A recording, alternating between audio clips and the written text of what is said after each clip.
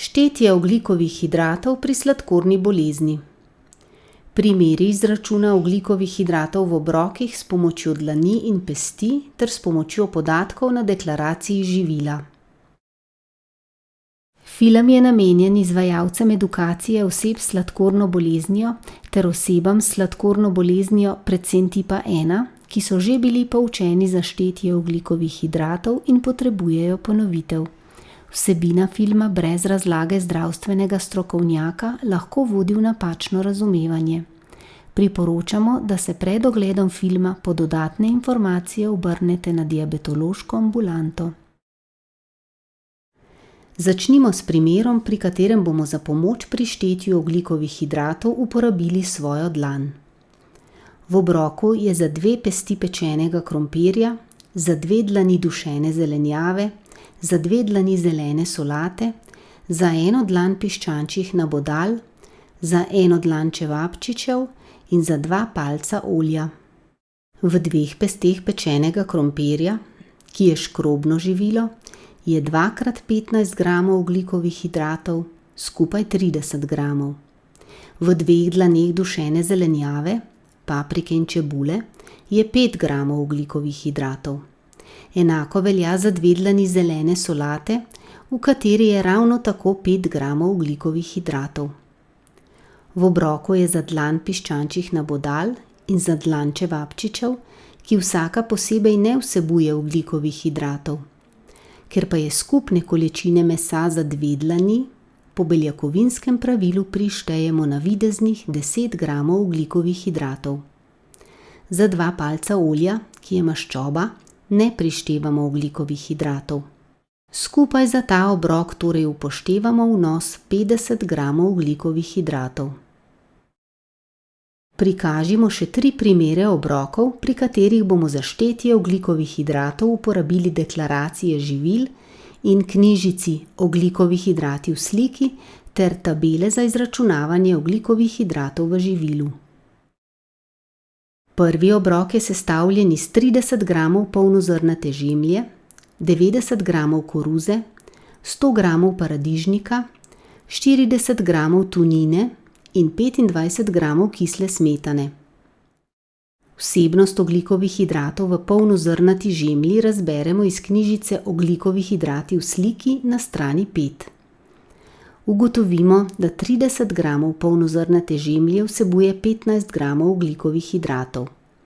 V obroku je ravno 30 gramov polnozrnate žemlje, zato zabeležimo 15 gramov ogljikovih hidratov.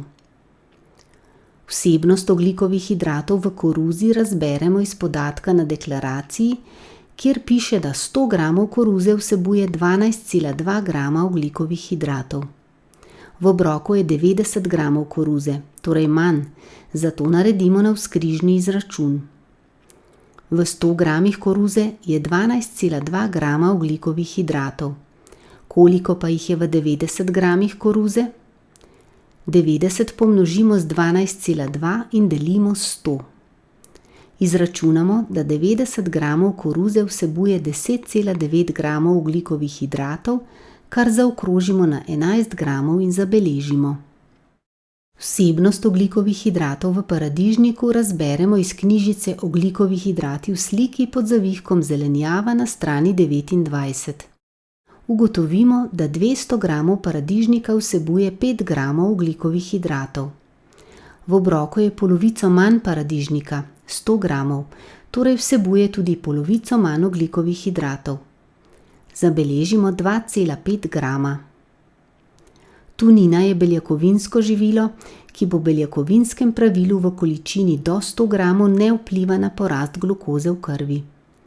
V našem obroku je 40 gramov tune, zato zabeležimo 0 gramov ogljikovih hidratov. Preverimo še deklaracijo za tunino, ki potrjuje, da ne vsebuje ogljikovih hidratov. Kisla smetana spada v skupino maščob in maščobnih živil, za katere vemo, da ogljikovih hidratov nimajo. Zato tudi za to živilo zabeležimo 0 gramov ogljikovih hidratov. V seštevku je v tem obroku 28,5 gramov ogljikovih hidratov, kar zaokrožimo na 29 gramov.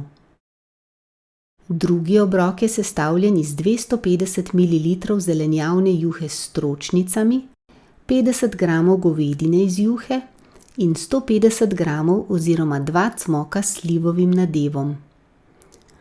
Ogljikove hidrate v zelenjavni juhi s stročnicami razberemo iz knjižice Tabele za izračunavanje ogljikovih hidratov v živilu pod gotovimi jedmi na strani 22. Ugotovimo, da 250 ml zelenjavne juhe s stročnicami vsebuje 19 g ogljikovih hidratov. Zabeležimo 19 g, saj je na našem krožniku ravno toliko juhe. Goveje meso je beljakovinsko živilo, za katero po beljakovinskem pravilu do količine 100 g ne prištevamo ogljikovih hidratov. V obroku je 50 g govejega mesa, zato zabeležimo 0 g ogljikovih hidratov. Vsebnost ogljikovih hidratov v cmokih s slivovim nadevom razberemo iz deklaracije, kjer piše, da 100 g cmokov vsebuje 32,4 g ogljikovih hidratov. V obroku je 150 g cmokov, kar je več, zato naredimo navzkrižni izračun. V 100 g slivovih cmokov je 32,4 g ogljikovih hidratov. Koliko pa jih je v 150 g? 150 pomnožimo z 32,4 in delimo s 100. Izračunamo, da 150 g oziroma 2 cmoka s slivovim nadevom vsebujeta 48,6 g ogljikovih hidratov in številko zabeležimo. Ta obrok v seštevku vsebuje 67,6 g ogljikovih hidratov, kar zaokrožimo na 68 g. Tretji obrok sestavlja 202 g rdeče pese, 121 g paradižnika, 200 g pelatov, 80 g nekuhanih špagetov, 70 g mletega mesa, 15 g olja za pripravo omake in 125 ml cvička. Vsebnost ogljikovih hidratov v rdeči pesi razberemo iz knjižice Ogljikovi hidrati v sliki pod zavihkom zelenjava na strani 29. Ugotovimo, da 75 g rdeče pese vsebuje 5 g ogljikovih hidratov. Rdečo peso stehtamo in ugotovimo, da sta na krožniku 202 g rdeče pese. Za izračun ogljikovih hidratov naredimo navzkrižni izračun. V 75 g rdeče pese je 5 g ogljikovih hidratov. Koliko pa jih je v 202 g? 202 pomnožimo s 5 in delimo s 75. Izračunamo, da 202 g rdeče pese vsebujeta 13,5 g ogljikovih hidratov, kar zabeležimo. Podatke o vsebnosti ogljikovih hidratov v paradižniku najdemo na isti strani knjižice in ugotovimo, da 200 g paradižnika vsebuje 5 g ogljikovih hidratov. Paradižnik stehtamo in ugotovimo, da je v obroku 121 g paradižnika. Za izračun ogljikovih hidratov naredimo navzkrižni izračun. V 200 g paradižnika je 5 g ogljikovih hidratov. Koliko pa jih je v 121 g? 121 pomnožimo s 5 in delimo z 200. Izračunamo, da 121 g paradižnika vsebuje 3 g ogljikovih hidratov, kar zabeležimo.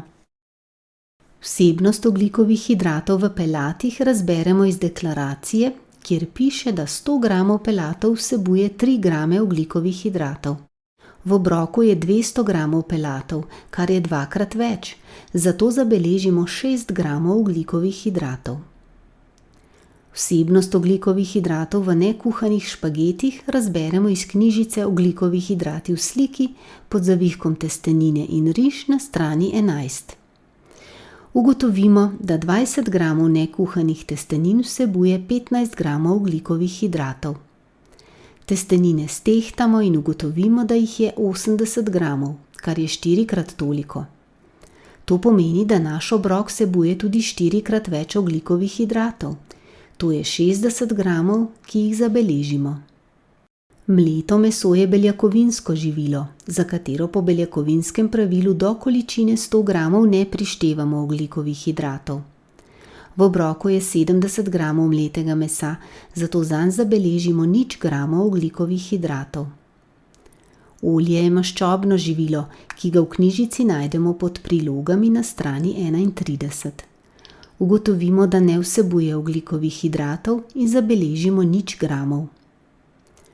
Vsebnost ogljikovih hidratov v cvičku, ki spada pod namizno rdeče vino, razberemo iz knjižice tabele za izračunavanje ogljikovih hidratov v živilu pod alkoholnimi pijačami na strani 30. Ugotovimo, da 125 ml namiznega rdečega vina vsebuje 3 grame ogljikovih hidratov. Količina v obroku je enaka, zato zabeležimo 3 grame ogljikovih hidratov. Skupaj je v tem obroku 85,5 grama ogljikovih hidratov, kar zaokrožimo na 86 gramov. Več primerov izračunov ogljikovih hidratov v obrokih najdete v videih z naslovom Primeri obrokov.